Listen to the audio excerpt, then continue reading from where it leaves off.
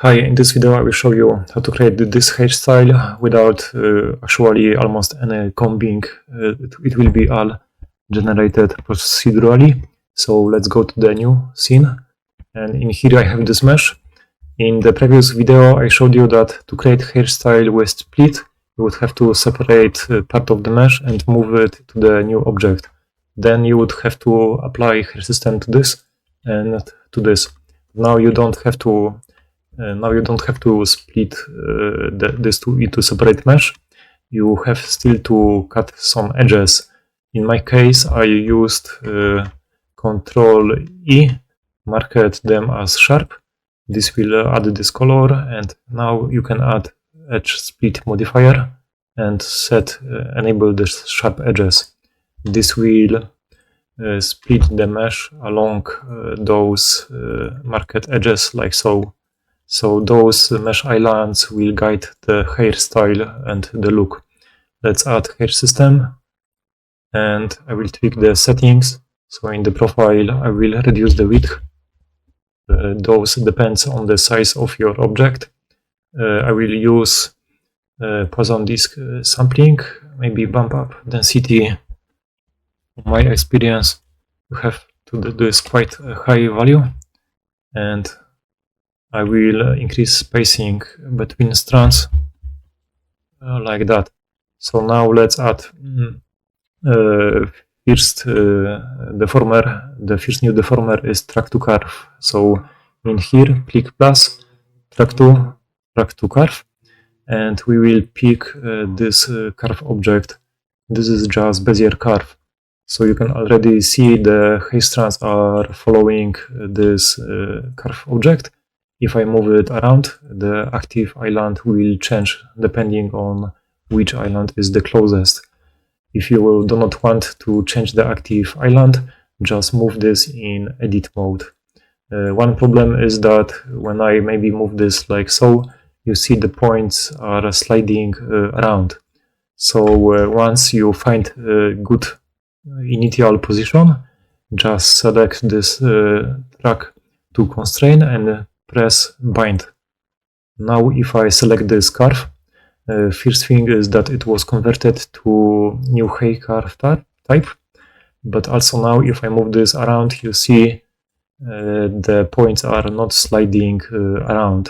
So this will allow me to create the front fringe very quickly, like that. And this is fully non-destructive. So let's say this is looking okay. There is a similar deformer, but for tracking to mesh. In here I created this mesh, so I will add track to mesh. Then I will pick this mesh object, and it works exactly almost in the same way. When I move this in object mode, active island will be changed. I can move this in edit mode, but you will see that the points are sliding around. So once you find nice position, you can bind this mesh. And now if I move this around, you see the points are not sliding around.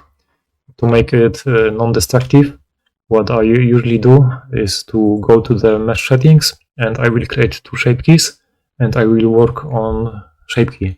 So if I mess up the mesh, then I can restore this by just removing this second shape key, then add new one and work again on this shape key. So this will create effect like so. Let's say it is looking good enough. I will want to maybe add default material. So using Ctrl-Shift-H, I will use import default material. And I want to hide the source mesh. So in the utils, there is a draft source mesh. So now I disable this. And the poly count, first maybe it is a bit dark. So I will go to shading, and I will edit the default hair material, which is this one. Then go to this tab, to this node, tab to edit. And in here you can change the parameters of the material. I will just bump the brightness. and the hair is a bit dense, so I created a vertex group that will mask hair strand placement. I will put this into density factor. I will mask this using vertex group, and I created this mask group. So now no strands are generated in this area and in this area. So okay, now I want to mirror this to the other side. There is a new modifier, so I want to place this after the track modifiers. So I will add mirror like so, and by default it is mirroring left to right and right to left, but I want to remove all the things from the left, so I will use bisect. Bisect will remove basically all the left part, and then mirror this like so. And another problem is that some of the strands are clipping to the geometry, so it is easy to fix. I will just add deformer, move in or out of the surface, and then use push out. Default value is bit much, so we'll reduce this like so. And maybe now I will add another deformer, but instead of adding this to the first hair system, I will create new one, a strand filter.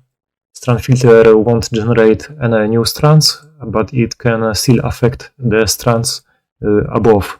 So I will add tilt, align tilt, and okay, I did it this way because maybe in the future I will want to convert first hair system to curves and bake this to the real geometry. So this way I will have this second system still active that I can tweak. So in here I will also add radius taper, like so. And now it is a bit uniform, so I can add noise, but if you add noise after mirror, then the noise will be different on the left and right. If you add noise before mirror, then the noise will be same on both sides. So that's why I will add noise after mirror. And the default value is too much. So in this global scale, 1 is good for a default cube, but this is around 10 times smaller. So I will set this to 1/10. And in the influence range, I want to reduce influence on the endings. So I will switch this influence range from simple to quadratic.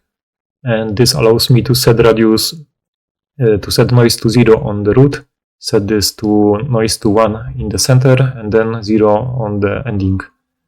And I don't want any uniform noise, so I will set this to 0, and maybe slightly less per strand. Okay, so it is looking less uniform. We have some bald spots. Those usually will have to be fixed manually later, or we can try it setting different seed. So depending on the seed settings, it might give you slightly better distribution. There is one bald spot, not fixed spot in here, because there is one island in here that we did not track to any curve or mesh. So I will fix this now. After the last track to constraint, I will add another one, track to curve, and I will pick this curve in here.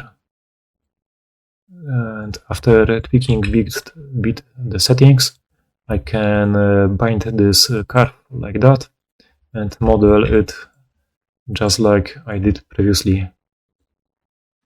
So it's not destructive. And let's say it is looking okay. So now all that is left to do is to add tails in the back. So to do this, I will add a guide curve to this object. This is the same object that was used for tracking on the back of the hairstyle. So I will use Shift A, curve, empty hair, and I will add now one hair strand to this new hair object. Go to the sculpt mode, click plus, and then add one strand like so. And this is the only part in the video where you actually will see some combing. So I will extend this like that. comb this, and this will guide the tail of the hairstyle. So let's say it is looking okay. Now I will add a hair system to this curve. So just click plus, and let's tweak the usual settings. So reduce the width. Again, those settings like density or width depends on the size of your character. Now all the strands are generated on top of each other, so I will add noise and set global scale to 1/10. And there seems there are not enough strands, so let's bump up this even more. Let's go back to the noise settings, maybe increase them like so.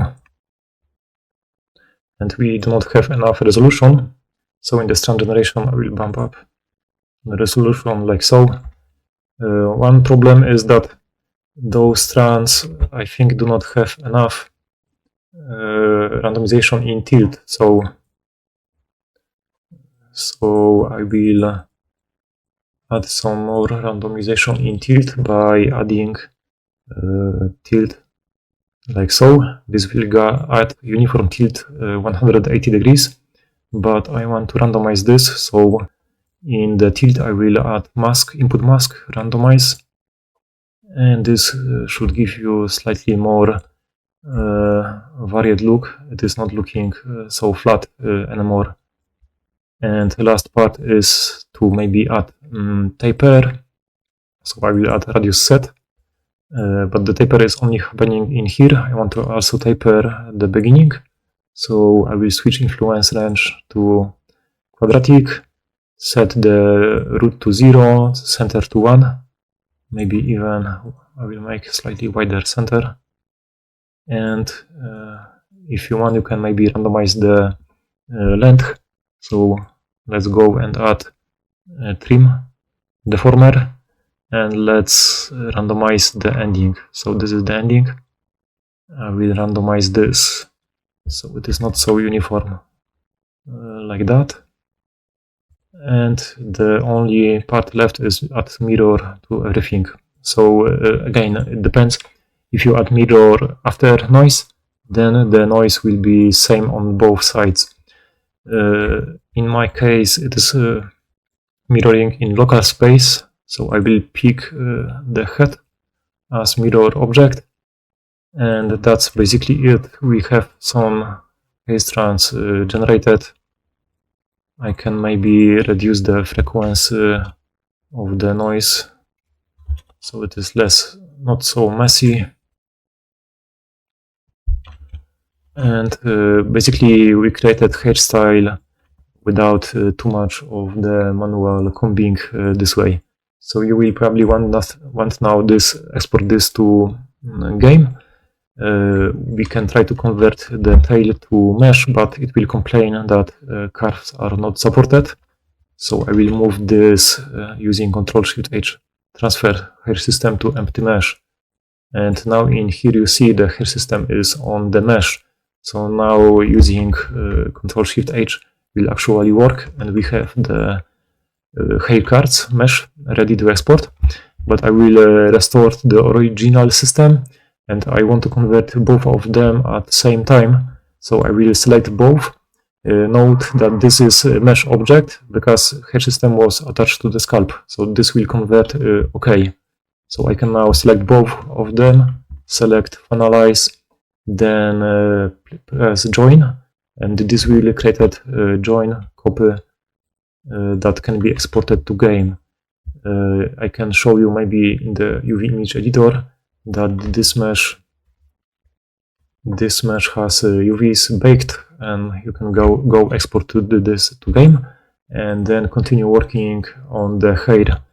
And thanks to the whole setup, it is not destructive, so I can move it like so, tweak the settings easily without having to manually redo too much of the work by hand. So I wanted to show you now the new selections, but first I want to tweak the fringe. I don't want this even look, so I will break the symmetry by moving this part to the bottom. But the hair strands are not following this guide.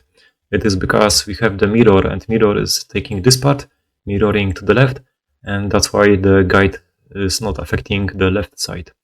It is easy fix, just go to the deformers, and in my case I want to move track to fringe, move it below mirror, so it is not affected by the mirror deformer. And now it works correctly. Let's jump to the selections. Except the problem is we have nothing to select because we are on the mesh object and all the haircards are generated procedurally. So first thing is we have to move this hair system to curve using Ctrl-Shift-H, transfer hair system to curves, and now we are on the curve object, except it has no curves yet. We can use option in the hair system to convert hair system to curves. So in here we have a bake option, bake hair system to curves. I use this, and in edit mode you see we have now real curves generated. So just remember this bake to curves only work if your hair system is attached to curve object. Okay, let's hide this new object. This is the basic sculpt mesh from which we started. And in edit mode, we have those islands. We can use those islands for strands selection. So let's jump to the curve object again with baked curves. Go to sculpt mode, and I will enable draft strands overlay so it is easier to see. We have now this new selection groups. I can use this select by island like that to quickly select hair strands that are attached to each island. And now maybe I will sculpt this slightly and move those to the center so we do not have as big gap in the center. So I will pick the right side now. But the problem is I moved some strands from the left to right, so now they are attached to the right side. To fix this, there is option to bake mesh islands into the selection groups. So using this button, visually nothing changed, but now I can use pick selection groups. So this time, if I will comb the hair and move them slightly to the right, and now I will use pick group to pick the group on the right. You see, because the selection was stored on the curve object directly into each curve, we have no longer the problem of wrongly selecting bad curves. So there is also new options for maybe hiding curves. So I will pick all the strands in the back using pick selection group and then shift click to select multiple groups like so. You can use H or hide strands like this. And I want to split selection in front in two because this is now one selection. So I will go to selection brush, switch to curve mode, select part of the fringe. In here you have option assign new ID. So now if I unhide all the strands, I can now quickly select on the left or right side of the fringe like that. And lastly, if you want to reset all the selections, you just select everything, assign new ID. Now this is one selection group. And last but not the least, under the Ctrl-Shift-H, you have some new operations. You can resample the selected curves, set the resolution, separate into new object, or remove. So this covers, I think, all the selection tools. So the last feature I wanted to show is the ability of instancing any mesh on hair strands. I actually added this in the previous update. I just forgot to show this in the video. So let's create this starting from this point. This hairstyle is made from two objects. This is the base from the previous part, and I replaced the tail with the braid. And the braid itself, it is just one single curve, and this curve has two hair system attached. First is set to filter, so it is not generating any strands. All it does, it is tapering the guide curve. The second system is actually generating multiple strands, and those strands are then braided together using braid deformer. Okay, so now I want to instance mesh on top of this braid. So for that I will use the first system, because in here we have just this one strand. So I will click plus instance on strand, and we can use object or collection. In my case, I added this object into this hair system, and the hair system is just attached to the single strand. It is very basic setup, and I will use this collection on the top. So in the instance on a strand collection, I will pick up my collection and press use collection. I will flip the orientation using flip Z axis, and I can adjust maybe scale, or I can move this along the strand like so. And since this is not destructive, I can scalp the braid, or I can go to the bottom and I can tweak maybe some noise parameter like that, and you see the update on the top. So this way you can create more complicated hairstyles.